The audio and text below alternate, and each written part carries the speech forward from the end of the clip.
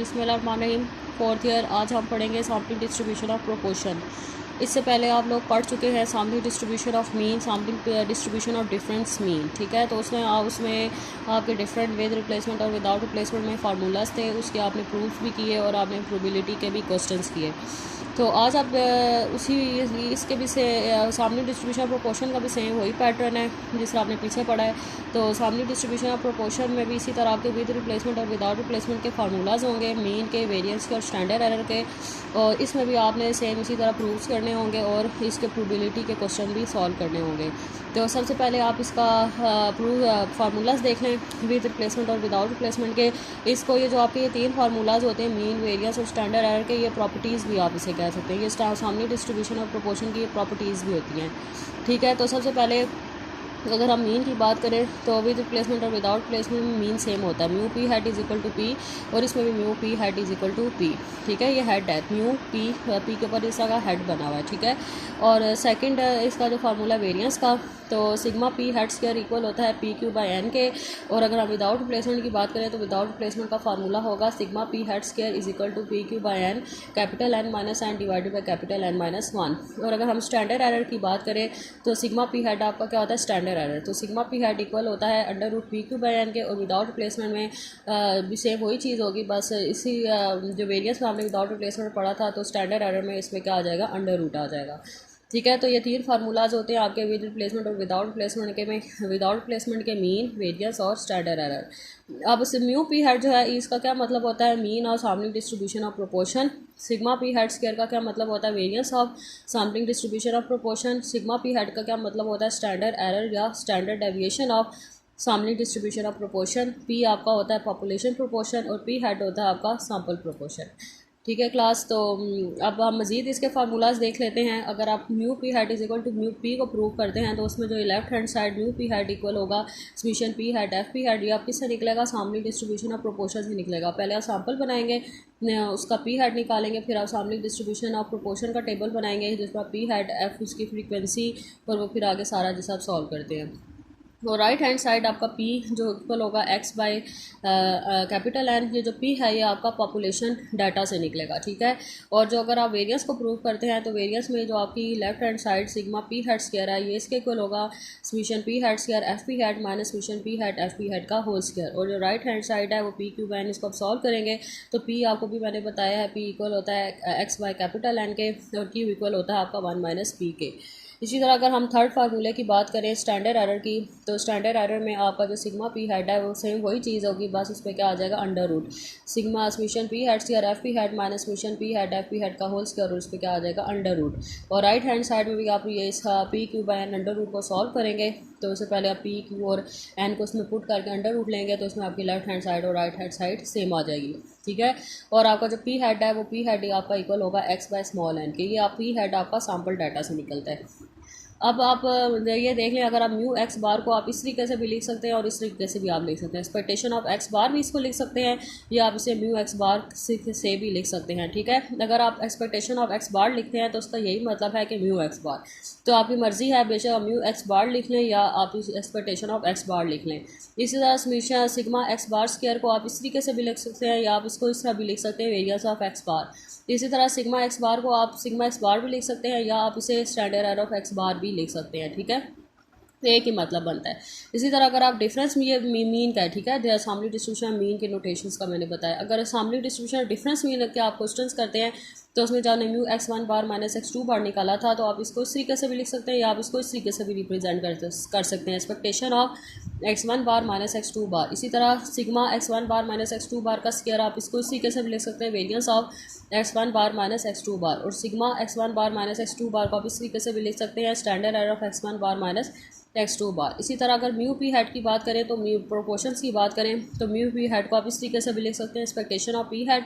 और sigma P head square को आप इस तरीके से भी लिख सकते हैं, वेरिएंस ऑफ पी हेड। और सिग्मा पी हेड को आप इस तरीके से भी लिख सकते हैं, standard error of P head. ठीक है क्लास, अब अभी आपको क्लियर हो गया होगा। तो अब हम इसके न्यूमेरिकल्स देख लेते हैं। तो अब इसका देख लेते हैं एग्जाम्पल एक्सरसाइज का एक क्वेश्चन है 14.47। तो उसमें आपको कैपिटल N 6 दिया हुआ है, ये आपको पॉपुलेशन डाटा दिया हुआ है, उसने आपको सैम्पल साइज स्मॉल n 3 दिया हुआ है, विदाउट प्लेसमेंट्स आपने करना है, और इसमें जो आपने प्रोपोर्शंस लेने हैं वो इवन नंबर्स लेने हैं।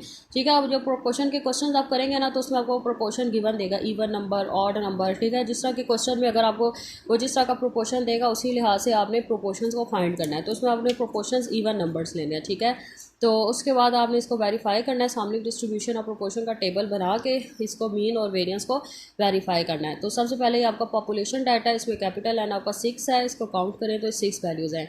स्मॉल n आपका 3 है, विदाउट प्लेसमेंट से आपने करना है, और x आपका प्रोपोर्शन ऑफ इवन नंबर्स हैं। ठीक है, x जो आपके इवन नंबर्स हैं वही आपका क्या होगा, x होगा इसमें। और आप विदाउट प्लेसमेंट में जो आपका सैम्पल सिलेक्शन का फार्मूला होता है NCN = 6 C3 = 20, तो उसमें आपके टोटल 20 सैम्पल बनेंगे। तो आपके टोटल 20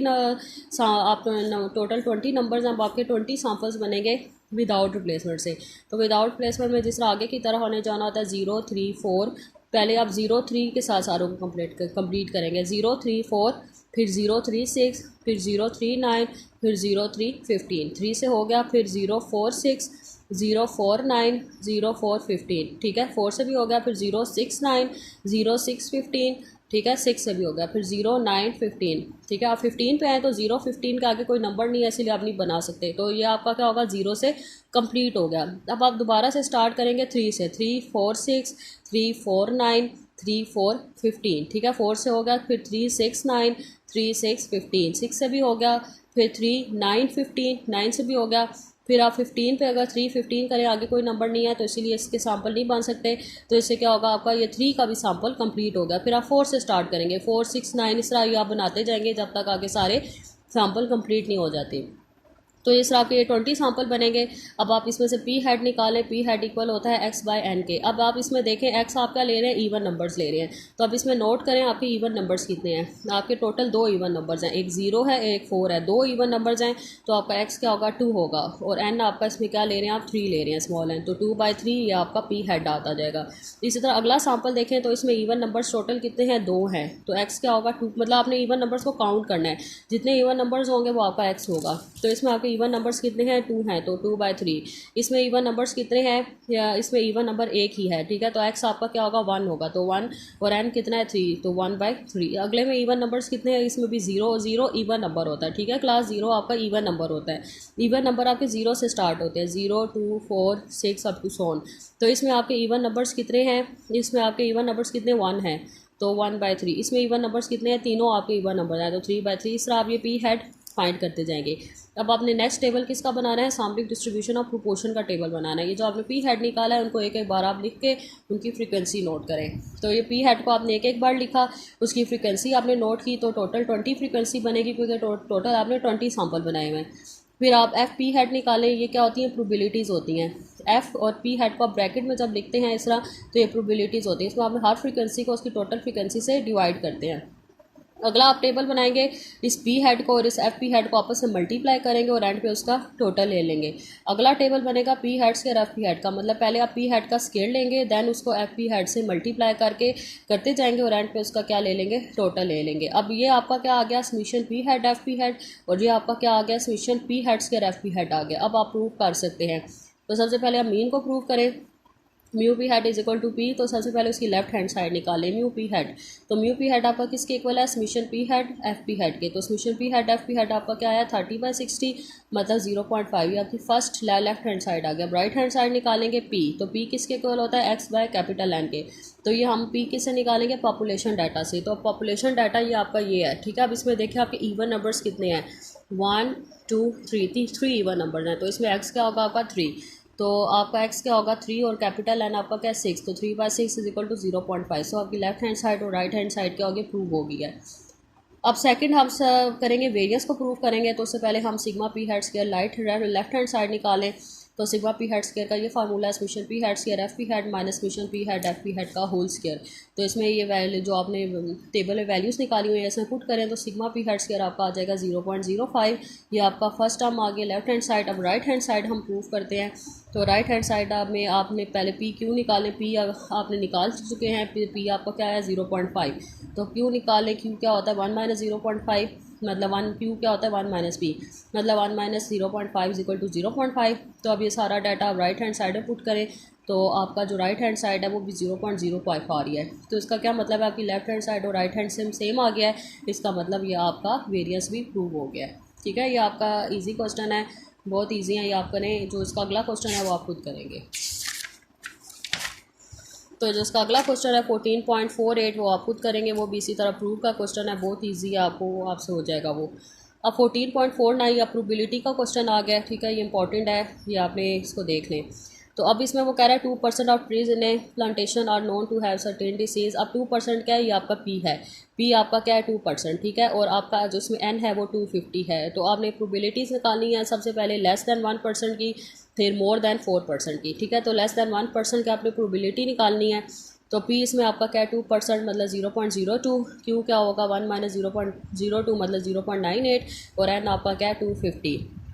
अब आपने प्रोपोर्शन का क्वेश्चन कर रहे हैं तो उसमें जी का आप कौन सा फार्मूला लगाएंगे, P head minus P divided by under root P Q by N. ठीक है, क्योंकि आप ये प्रोपोर्शन के आप क्वेश्चन कर रहे हैं, प्रोपोर्शन की प्रोबेबिलिटी के क्वेश्चन सॉल्व कर रहे हैं, तो आप जी का ये फार्मूला लगाएंगे, P head minus P under root P Q by N. ठीक है, तो इसमें आपका ये जो 1% है ये पी हेड है, तो सबसे पहले आप जी निकालेंगे। तो आपका ये 1% पी हेड 0.01, पी आपका क्या है 0.02, तो ये आप पी क्यू बाय एन भी इसमें पुट करें तो जी इसमें से आ जाएगा आपका -1.13। So probability P head less than 0.01 is equal to probability Z less than -1.13। तो आपने इसको ड्रॉ किया तो -1.13 साइड पे आता है, तो इसमें ये आपका लेस एरिया, ये सारा आपका लेस एरिया, तो आपका सिंगल एरिया कवर हो रहा है, तो आप 0.5 से माइनस करें, 1.13 को टेबल से देके 0.5 से माइनस करें तो ये आपका आंसर आ जाएगा। फिर सेकंड में आपने मोर देन 4% के लिए इसको सॉल्व करना है, लेकिन सबसे पहले आपका इसका जी निकालें। सेम इसी तरह पी हेड में आप 0.04 पुट करें, पी पुट करें और उसकी डिनोमिनेटर की टर्म पुट करें, तो आपका जी आ जाएगा 2.26। फिर आप प्रोबेबिलिटी निकालें ग्रेटर दैन 0.04 मतलब पी जी ग्रेटर दैन 2.26। तो इसी तरह इसको ड्रॉ करें तो 2.26 इस एरिया में आ रहा है, तो इसका ये ग्रेटर एरिया, ये सारा एरिया कवर हो रहा है, सिंगल एरिया कवर हो रहा है, तो 0.5 से माइनस करेंगे 2.26 को टेबल से देख के, तो ये आपका आंसर आ जाएगा। और जो इसका बी पार्ट है वो भी प्रोबेबिलिटी का क्वेश्चन है, इजी है, वो आप खुद करेंगे। अब 14.50 हम देख लेते हैं। तो 14.50 में ये उसने आपको डाटा दिया हुआ था, वो मैं आपको डाटा समझा देती हूँ। कैपिटल एन उसने आपको 4500 दिया हुआ है, स्मॉल एन 400 दिया हुआ है, पी उसने आपको 0.7 दिया हुआ था, और उसमें से क्यू हमारा 0.3 आ जाएगा। आपने प्रोबेबिलिटी निकालनी है that sample proportion P head differs from this by no more than 0.05, मतलब आपने प्रोबेबिलिटी निकालनी है -0.04, पी हेड माइनस पी और 0.04, मतलब आपने पी हेड माइनस पी की प्रोबेबिलिटी निकालनी है। ठीक है, बिटवीन की प्रोबेबिलिटी निकालनी है। ठीक है, ये जो ये आपको वैल्यूज़ दी हुई हैं ये आपकी पी हेड माइनस पी की वैल्यूज़ हैं, -0.05 और 0.05, ये पी हेड माइनस पी की वैल्यूज़ है। ठीक है, तो आपका जो जी का फार्मूला है, क्योंकि अब इसमें आपको कैपिटल एन भी दिया हुआ है, तो इसलिए अब आप फार्मूला क्या लगाएंगे, P head minus P divided by under root P Q by N, साथ आप कैपिटल एन की भी टर्म्स लगाएंगे। मैंने आपको बताया था कि अगर आपको कैपिटल एन गिवन हो तो फिर आप साथ ये जो एफपीसी की फैक्टर होती है भी साथ मल्टीप्लाई करते हैं। अगर आपको कैपिटल एन नहीं दिया होता तो जस्ट फिर आप क्या करते हैं, पी क्यू बाय एन करते डिनोमिनेटर में, लेकिन अब आपको कैपिटल एन की भी टर्म्स दी हुई है, तो इसलिए आप साथ ये जो एफपीसी की ये जो capital N minus N divided by capital N minus 1 ये जो एफपीसी की टर्म है इसको भी साथ इसके साथ मल्टीप्लाई करेंगे। तो अब आप जी में ये वाला फार्मूला लगाएंगे। ठीक है, पी हेड माइनस पी को अभी फिलहाल एज इट इज़ रहने दें, ये हम वैल्यूज़ बाद में पुट करेंगे। सबसे पहले ये जो डिनोमिनेटर की टर्म है इसको सॉल्व कर लें, इसमें वैल्यूज़ पुट कर लें। पी 0.7 है, क्यू 0.3 है, एन 400 है, कैपिटल एन 4500 है, -400 डिवाइडेड बाई 4500 -1, तो डिनोमिनेटर आपका आ जाएगा 0.02186। ठीक है, अब आप वैल्यूज़ पुट करें, पी हेड माइनस पी जो आपको वैल्यूज़ दी हुई है पी हेड माइनस पी की वैल्यूज़ है, तो पहले आप -0.05 इसमें पुट करें। ठीक है, तो उसकी जी की वैल्यू आ जाएगी -2.28, फिर 0.05 का इसमें पुट करें तो उसकी जी की वैल्यू आ जाएगी 2.28। ठीक है, तो अब आप इस तरह वैल्यूज़ लिख लें, -2.28 लेस दैन जी लेस दैन 2.28, इसको ड्रॉ करें तो आपका बिटवीन का एरिया, दोनों एरियाज़ कवर हो रहे हैं, तो इसका क्या मतलब है, आप दोनों वैल्यूज़ को टेबल में देख के दोनों को आपस में प्लस कर देंगे। ठीक है, तो इसी तरह आपने दोनों को आपस में प्लस कर दी। 2.28 को टेबल में अब area under the standard normal distribution में देखें तो उसकी वैल्यू होगी 0.4887। ठीक है, तो इसकी भी वैल्यू 0.4887 ही होगी, तो दोनों को प्लस कर दे तो आंसर आ जाएगा 0.9774। ठीक है क्लास। अब ये जो आपका सामने डिस्ट्रीब्यूशन आपके प्रोपोर्शन के क्वेश्चंस ये सारा मैंने आपको समझा दिया है। अब आप इसको करें, अगर आपको कोई चीज़ क्लियर नहीं होती तो फिर आप मुझसे पूछ लें।